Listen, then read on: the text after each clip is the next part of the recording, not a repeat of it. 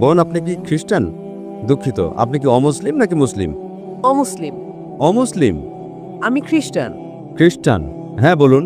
আমার নাম এন্না। আমি একজন প্রাইভেট কর্মচারী। আমি যা জিজ্ঞাসা করতে চাই তা হলো ইসলাম ধর্মের শিক্ষা সম্পর্কে আমার একটি সন্দেহ আছে। 5 ওয়াক্ত সালাতের বিষয়ে আমি সম্পূর্ণরূপে একমত। এটি সত্যিই আমাদের শৃঙ্খলাবদ্ধ করার জন্য, এবং আমার মতে এটি কিছুটা কঠিনও বটে, কিন্তু এটি ভালো। দ্বিতীয়ত, রমজান মাসে 30 দিন রোজা রাখাকেও আমি খুব ভালো বলে মনে করি। যে বিষয়টি আমাকে সন্দেহে ফেলে তা হলো বহুবিবাহ। আমার মতে বহুবিবাহ আমাদের মতো নারীদের জন্য অত্যন্ত ক্ষতিকর। যদিও বলা হয় যে এটা ইখলাসের সাথে করা হয়, আমার মতে এটিকে ইবাদতের নামে অন্য কোনো উদ্দেশ্যে ব্যবহার করা হতে পারে। তাহলে অন্য ধর্মে কেন বহুবিবাহ নেই? এবং আমার মনে হয় আমি ভাগ্যবান যে আমি একজন খ্রিস্টান নারী। ধন্যবাদ।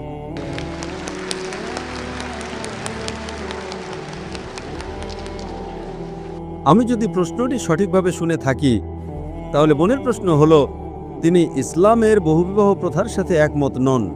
হ্যাঁ। অন্য ধর্মে বহুবিবাহ নেই, তিনি এটাই বলেছেন, তাই তো? হ্যাঁ। বোন, প্রথমে আপনাকে বলি, এই পৃথিবীতে এমন কোনো ধর্মগ্রন্থ নেই যা শুধুমাত্র একজনকে বিয়ে করার কথা বলে, একমাত্র কোরআন ছাড়া।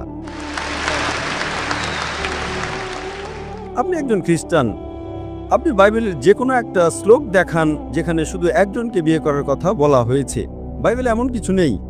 এই পৃথিবীতে কোরআন ছাড়া আর কোনো ধর্মগ্রন্থ নেই যেখানে শুধুমাত্র একজনকে বিয়ে করার কথা বলা হয়েছে, একমাত্র কোরআন ছাড়া। আপনি বাইবেল পড়ুন, বাইবেলের কোথাও বলা নেই যে আপনার কেবল একজন স্ত্রীকেই বিয়ে করা উচিত। আপনি কি দেখাতে পারবেন বোন? আমি শুধু এটাই জানি যে ঈশ্বর যাকে একত্রিত করেছেন, মানুষ যেন তাকে বিচ্ছিন্ন না করে মৃত্যু ছাড়া। শুধু এটুকুই। আমাকে তথ্যসূত্র দিন, বয়ান দেবেন না, প্রমাণ দিন, অধ্যায় নাম্বার, শ্লোক নাম্বার। আমি যেমন বলি, এফিসিয়েন্স অধ্যায় 5 শ্লোক 18 মদ্যপান করো না, প্রভাবস অধ্যায় 24 শ্লোক 1। আমাকে তথ্যসূত্র দিন, ব্যাস। বয়ান দেবেন না। বাইবেলের একটি মাত্র শ্লোক দেখান যেখানে বলা আছে কেবল একজন নারীকে বিয়ে করতে হবে। যদি জানেন বলুন, যদি না জানেন বলুন যে আপনি জানেন না। বয়ান দেবেন না। ঠিক আছে। বোন, আমি বাইবেলের একজন ছাত্র। পৃথিবীতে এমন কোনো হিন্দু ধর্মগ্রন্থ নেই, কোনো বেদ বা ভাগবত গীতার কোথাও বলা নেই যে কেবল একজনকে বিয়ে করতে হবে। পৃথিবীর বুকে একমাত্র ধর্মগ্রন্থ যা কেবলমাত্র একজনকে বিয়ে করার কথা বলে তা হলো কোরআন। আমি আপনাকে বহুবিবাহের উত্তর দেব। প্রথমে আপনাকে আমি সংশোধন করতে চাই। এখন আমি আপনার মূল প্রশ্নে আসছি। বোন, আপনি স্ক্রিনে দেখতে পারেন, অনুবাদ স্ক্রিনে দেখাবে। প্রথমত কোরআন সূরা নিসায় অধ্যায় 4 আয়াত 3 বলছে, তোমরা তোমাদের পছন্দের নারীদের বিয়ে করতে পারো 2, 3 বা 4 জনকে, কিন্তু যদি তোমরা ন্যায় বিচার করতে না পারো তবে কেবল একজনকে বিয়ে করো। এই বাক্যটি যে যদি ন্যায় বিচার করতে না পারো তবে কেবল একজনকে বিয়ে করো, এটি শুধুমাত্র বোন। বোন, আপনি কি স্ক্রিনটা পড়তে পারছেন? ওনাকে বলুন কথা না বলতে, ওনাকে বলুন স্ক্রিনটি পড়তে। বোন, আপনি যদি ইংরেজি বুঝেন আমাকে সরাসরি শুনেন, যদি না বুঝেন দয়া করে স্ক্রিনে দেখুন। কেন আপনি অন্যদের সাথে কথা বলছেন, এর যুক্তি কি? আমাকে দেখবেন না, স্ক্রিনে দেখুন। আমি স্ক্রিনেও আছি। হ্যাঁ, অনুবাদ তো চলছে, তাই না? অনুবাদ কি ঠিক আছে? সঠিক। Hope the translator is doing a good job, huh? So sister, don't talk with the other sister. She will not give the answer. I'm here. Okay? তো এখন বহুবিবাহ নিয়ে আপনার প্রশ্নের উত্তরে আসি। ঠিক আছে। যদি আপনি ধর্মগ্রন্থ পড়েন, যদি আপনি হিন্দু ধর্মগ্রন্থ পড়েন, হিন্দু ধর্মগ্রন্থের রামায়ণে শ্রীরামের পিতা রাজা দশরথের কথা পড়লে দেখবেন তার একাধিক স্ত্রী ছিল। যদি আপনি মহাভারত পড়েন, বোন স্ক্রিনে দেখুন, হ্যাঁ, হ্যাঁ। যদি মহাভারত পড়েন, শ্রীকৃষ্ণের কতজন স্ত্রী ছিল? 2 জন, 4 জন, 100, 1000, 16,108 জন স্ত্রী ছিল। শ্রীকৃষ্ণের 16,108 জন স্ত্রী ছিল, তাহলে মুসলমানরা সর্বোচ্চ 4 জন রাখতে পারবে না কেন? যদি আপনি বাইবেল পড়েন, বাইবেল অনুসারে আব্রাহামের 3 জন স্ত্রী ছিল, সলোমনের 700 জন স্ত্রী ছিল। বোন, আপনি কি খ্রিস্টান? তিনি খ্রিস্টান। হ্যাঁ।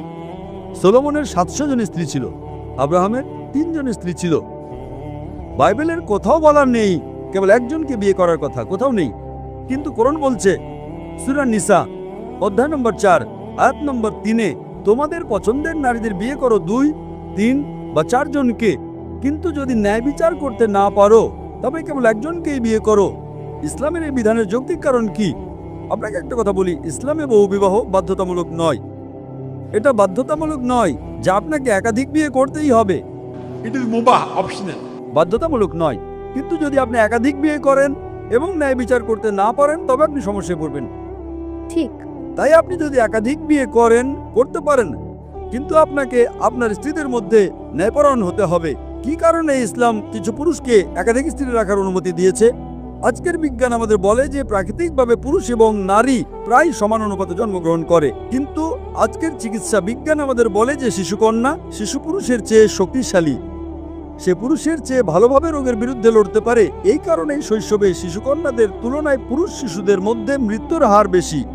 প্রথমে আপনাকে বলি যে আপনি পুরো পৃথিবী দেখছেন, আজ যদি আপনি বিশ্লেষণ করেন তবে দেখবেন শুধুমাত্র নিউ ইয়র্কে পুরুষের চেয়ে 10 লক্ষেরও বেশি নারী রয়েছে। শুধুমাত্র মার্কিন যুক্তরাষ্ট্রে পুরুষের চেয়ে 40 লক্ষেরও বেশি নারী রয়েছে। শুধুমাত্র রাশিয়াতেই 1 কোটিরও বেশি নারী রয়েছে। তাই আল্লাহ সুবহানাহু ওয়া তাআলা জানেন যে সারা বিশ্বে পুরুষের চেয়ে কত লক্ষ নারী বেশি। তাই যদি আপনি আজ বিশ্লেষণ করেন, হ্যাঁ, এমনকি যদি আমি আপনার সঙ্গে একমত হই যে একজন পুরুষের একজন নারীকে বিয়ে করা উচিত, If one man should marry one woman, if I agree with you, তাহলেও নিউ ইয়র্কে 40 লক্ষের বেশি নারী থাকবে যারা পুরুষ সঙ্গী খুঁজে পাবে না। আপনি যদি আজ বিশ্লেষণ করেন, if you analyze today, চিকিৎসা বিজ্ঞানের দিক থেকে একজন শিশুকন্যা শিশুপুত্রের চেয়ে সুস্থ এবং সবল। জীবন চলার পথে যুদ্ধ, দুর্ঘটনা, মদ্যপানের কারণে যে মৃত্যুগুলো হয় তাতে নারীদের তুলনায় বেশি পুরুষ মারা যায়। ঠিক। তাই এর কারণে আজ ভারত বা অন্যান্য কিছু দেশে যেখানে নারী ভ্রূণ হত্যা এবং নারী শিশু হত্যা হয়, ভারতে নারীর সংখ্যা পুরুষের চেয়ে কম। কেন? কারণ রিপোর্ট অনুযায়ী প্রতি বছর 10 লক্ষেরও বেশি ভ্রূণকে গর্ভপাত করানো হয় যখন জানা যায় যে তারা নারী। তামিলনাড়ু সরকারি হসপিটালের রিপোর্ট অনুযায়ী প্রতি 10 জন জীবন্ত জন্মগ্রহণকারী শিশুকন্যার মধ্যে 4 জনকে হত্যা করা হয়।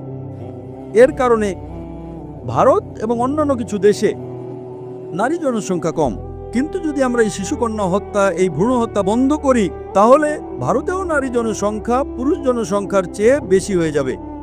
তাই ভারতে এবং অন্যান্য কিছু দেশে বিশ্বের এই মন্দ প্রথার কারণে নারী জনসংখ্যা কম। কিন্তু যদি আপনি নারীদেরকে স্পর্শ না করেন বা হত্যা না করেন, তাহলে ইন্ডিয়ায় পুরুষ জনসংখ্যা নারী জনসংখ্যার চেয়ে কম হয়ে যাবে।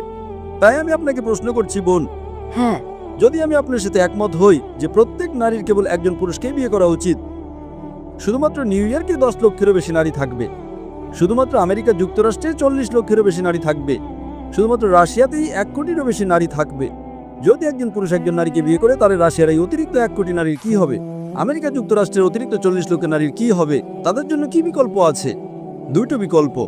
তারা হয়তো এমন একজন পুরুষকে বিয়ে করবে যার ইতিমধ্যে একজন স্ত্রী আছে, অথবা তারা গণসম্পত্তি হয়ে যাবে। গণসম্পত্তি কত কঠিন একটি শব্দ, এটাই সবচেয়ে মার্জিত শব্দ যা আমি ব্যবহার করতে পারি বোন।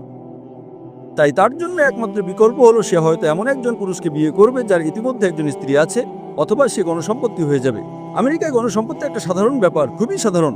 গড়ে একজন আমেরিকান পুরুষ একজন নারীকে বিয়ে করার আগে 8 জন ভিন্ন নারীর সাথে যৌন সম্পর্ক স্থাপন করে। সে বিয়ে করার পরে কতজনের সাথে সই তার কোনো পরিসংখ্যান নেই। তাই আমেরিকায় প্রেমিকা থাকাটা সাধারণ ব্যাপার। 2 জন, 5 জন, 10 জন, 20 জন, 30 জন, একাধিক আইনগত স্ত্রী রাখাটা গ্রহণযোগ্য নয়। কেন? এটা তাদের হজম হয় না। আমি জানি যে কোনো নারী তার স্বামীকে ভাগ করে নিতে চাইবে না, আমি এর সাথে একমত। কিন্তু যে কোনো ইসলামিক নারী যে উপলব্ধি করে যে তার আরেকজন বোন স্বামী খুঁজে পাচ্ছে না, সে তার বোনকে রক্ষা করার জন্য নিজের স্বামীকে ভাগ করে নিতে আপত্তি করবে না।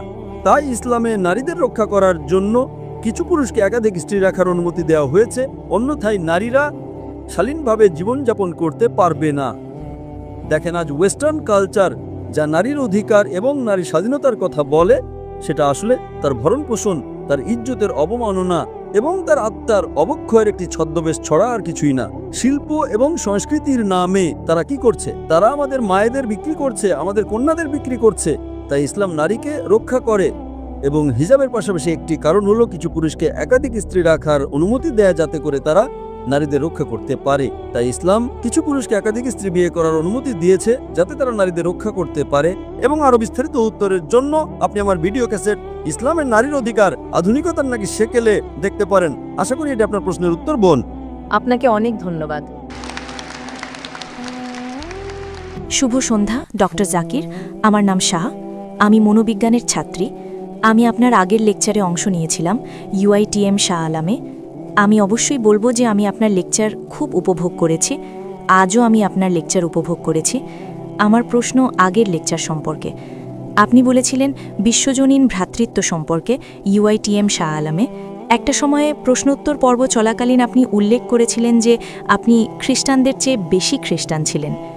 এখন আমি নই, আমি যা জানি তা থেকে বলছি, একজন ব্যক্তি খ্রিস্টান হয় যদি তারা খ্রিস্ট ধর্মের দীক্ষা নেয় অথবা তারা যীশু খ্রিস্টকে তাদের ব্যক্তিগত রক্ষাকর্তা হিসেবে গ্রহণ করে, কেবল তখনই একজন ব্যক্তি খ্রিস্টান হয়। তো আমি শুধু জানতে চেয়েছিলাম ঠিক কিভাবে আপনি নিজেকে খ্রিস্টানদের চেয়ে বেশি খ্রিস্টান হিসেবে উল্লেখ করতে পারেন, এটুকুই। বোন একটি খুব ভালো প্রশ্ন জিজ্ঞাসা করেছেন। তিনি একটি খুব ভালো প্রশ্ন জিজ্ঞাসা করেছেন। তিনি শাহ আলমে আমার কথা শুনেছেন এবং এখানেও তিনি একটি প্রশ্ন জিজ্ঞাসা করেছেন যে আমি বলেছিলাম যে আমি খ্রিস্টানদের চেয়ে বেশি খ্রিস্টান। তো আমি কিভাবে একজন খ্রিস্টান হতে পারি যদি আমি বাপ্তিস্মা না নিয়ে থাকি, যদি আমি বিশ্বাস না করি যীশু খ্রিস্ট ঈশ্বর? বোন, আপনি আমাকে সঠিক উদ্ধৃত করেছেন, কিন্তু আপনি আমার সম্পূর্ণ উদ্ধৃতি দেননি। আমি খ্রিস্টানদের চেয়ে বেশি খ্রিস্টান বলার আগে আমি একটি বিবৃতি দিয়েছিলাম, যদি খ্রিস্টান মানে এমন একজন ব্যক্তি যিনি যীশু খ্রিস্ট আলাইহিসসালামের শিক্ষা অনুসরণ করেন, তবে আমরা মুসলমানরা খ্রিস্টানদের চেয়েও বেশি খ্রিস্টান। সেটা বলার আগে একটি মানদণ্ড ছিল, যদি খ্রিস্টান মানে এমন একজন ব্যক্তি যিনি বিশ্বাস করেন যীশু খ্রিস্ট আলাইহিসসালামের শিক্ষায়, তবে আমি খ্রিস্টানদের চেয়েও বেশি খ্রিস্টান। এবং তারপর আমি বলেছিলাম যে বাইবেল বলে যে যীশু খ্রিস্ট আলাইহিসসালামের ৮ম দিনে খতনাকৃত হয়েছিলেন। অধিকাংশ খ্রিস্টান খতনাকৃত নয়, সমস্ত মুসলমান খতনাকৃত। বাইবেল এফিসিয়েন্স বই অধ্যায় 5 আয়াত 18-তে বলে মদ পান করো না। হিতোপদেশ বই অধ্যায় 20 আয়াত 1-এ বলে মদ পান করো না। সামগ্রিকভাবে মুসলমানরা মদ পান করে না, কিন্তু খ্রিস্টানরা করে। বাইবেল লেবীয় পুস্তক অধ্যায় 11 আয়াত 7 এবং 8-এ বলে শূকরের মাংস খেও না। দ্বিতীয় বিবরণ বই অধ্যায় 14 আয়াত 8-এ বলে শূকরের মাংস খেও না। ইসাইয়া বই অধ্যায় 65 আয়াত 2 থেকে 5-এ বলে শূকরের মাংস খেও না। আমরা মুসলমানরা শূকরের মাংস খাই না, কিন্তু খ্রিস্টানরা খায়। বাইবেল বলে হিজাব করো, যে তুমি মাথা ঢেকে রাখো। বাইবেল দ্বিতীয় বিবরণ বই অধ্যায় 22 আয়াত 5-এ বলে, প্রথম তিমথিও অধ্যায় 2 আয়াত 9, প্রথম করিন্থীয় অধ্যায় 11 আয়াত 5 এবং 6-এ হিজাব করো। সামগ্রিকভাবে মুসলমানরা হিজাব করে, কিন্তু খ্রিস্টানরা মাথা ঢেকে রাখে না। যদি খ্রিস্টান মানে এমন একজন ব্যক্তি যিনি যীশু খ্রিস্টের শিক্ষা অনুসরণ করেন, আমরা মুসলমানরা খ্রিস্টানদের চেয়েও বেশি খ্রিস্টান। কিন্তু ওটাই আমার পয়েন্ট। খ্রিস্ট ধর্ম মানে এমন একজন ব্যক্তি নয় যিনি খ্রিস্টের শিক্ষা অনুসরণ করেন, কারণ নাসরের যিশু একজন ইহুদি ছিলেন। তাহলে এটার মানে কি?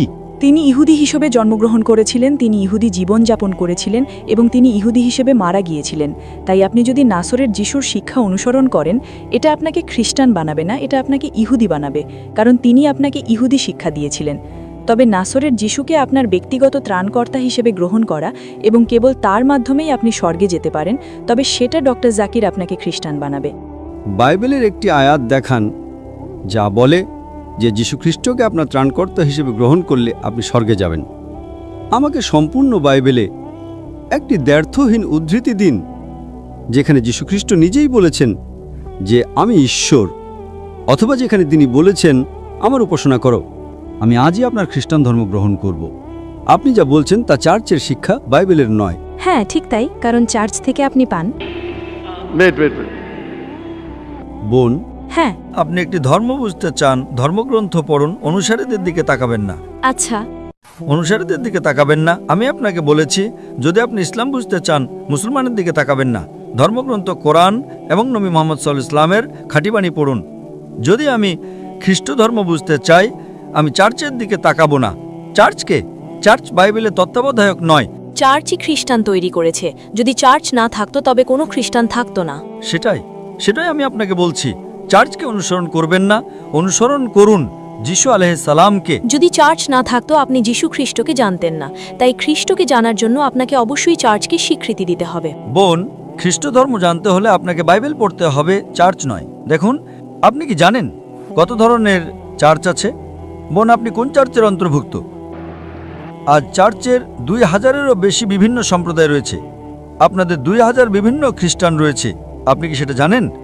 Baptist, Seventh-day Adventist, Jehovah's Witness. আপনি কোন চার্চের অন্তর্ভুক্ত? 2000 বিভিন্ন ধরনের চার্চ। আপনি কি সেটা জানেন? হ্যাঁ আমি জানি, আমি খুব সচেতন। তাহলে আপনি কি বলতে চান যে এখানে 2000 বিভিন্ন ধরনের খ্রিস্টান? হ্যাঁ আমি সেই কারণে বোন, যদি আপনি খ্রিস্ট ধর্ম বুঝতে চান, বাইবেল পড়ুন। যদি আপনি যীশু খ্রিস্টের শিক্ষা জানতে চান, চার্চে যাবেন না, বাইবেলে যান। একটুও দ্ব্যর্থহীন উক্তি নেই সম্পূর্ণ বাইবেলে, যেখানে যীশু খ্রিস্ট নিজে বলেছেন যে আমি ঈশ্বর, অথবা যে আমার উপাসনা করো। সুতরাং যখন যীশু খ্রিস্ট বলেননি, যদি আপনি যীশু খ্রিস্টকে সর্বোচ্চ কর্তৃপক্ষ মনে করেন, যাকে আমি একজন রাসূল মনে করি, রাসূল চার্চের চেয়ে অনেক শ্রেষ্ঠ।